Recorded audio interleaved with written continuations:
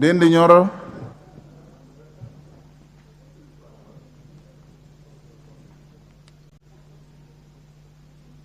Order number 8.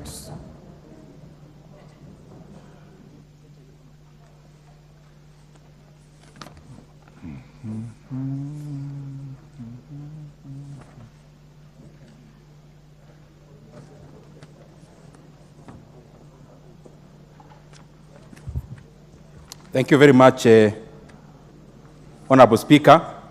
Honorable Speaker, I wish to request that, notwithstanding the provisions of Standing Order 232.7 relating to timelines for consideration of budget policy statement, that this House resolves to extend the period for consideration of the 2024 budget policy statement for a period of 7 days from 29 February 2024. Honorable Speaker, if I can proceed, the reason for doing this, Honorable Speaker, is that, as my colleagues here know very well, that one of our critical roles in this House is budget making. And in that process, Honorable Speaker, every member here plays a very pivotal role. The Budget and Appropriations Committee only comes at the tail end of the entire process, but most of us here actually take part in the budget making process. Honorable Speaker, that process started last year because budget making process, even some of us when we were in the first term, it took us some time to appraise ourselves to the fact that budget making process does not start in June. June is usually actually the tail end. It starts much earlier. For example, this budget making process of year 2024-25, it actually started last year, where the government is divided into compact 10 sectors. Those sectors, they form something we call sector working groups. And Honorable Speaker, the same last year we actually did public participation, where the members of public come and actually practically give their views in regards to the budget making process. However, the most critical part is now where we are setting the ceilings in regards to the expenditure that we are going to approve in this House. And therefore, Honorable Speaker, these ceilings then will guide the estimates. Whatever we are setting here as ceilings will determine the number of projects we will have in the various departments and ministries of government and also agencies.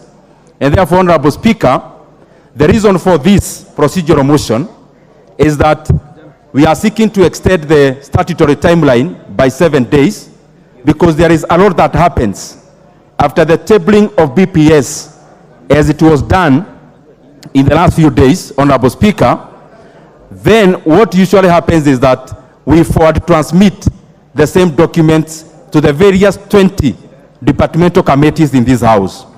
And I want to laud all the departmental committees with their leadership and membership in this House, because they have been very forthright before. They have been working very meticulously in terms of making our work pretty easy. And therefore, Honorable Speaker, just as I finish, we have started already through the departmental committees meeting the various accounting officers of ministries, departments, and agencies of government. That started yesterday. Honorable Speaker, some of the departmental committees are also meeting today in the consideration of BPS. They will also be meeting on Friday, that is tomorrow and Friday. And I just want to make a plea to all the leadership of departmental committees and the memberships that we try to finish up the business of meeting the various MDAs, hopefully by the end of this week. And Honorable Speaker, then thereafter, we are going then to have sittings with all the departmental chairs as the budget committee, and thereafter bring the report to this House.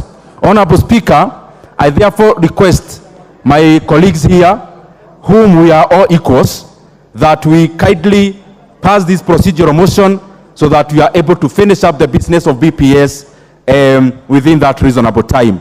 And Honorable Speaker, as I sit, I request the Honorable Chairman of Health Committee to second this motion. Honorable Speaker, I second.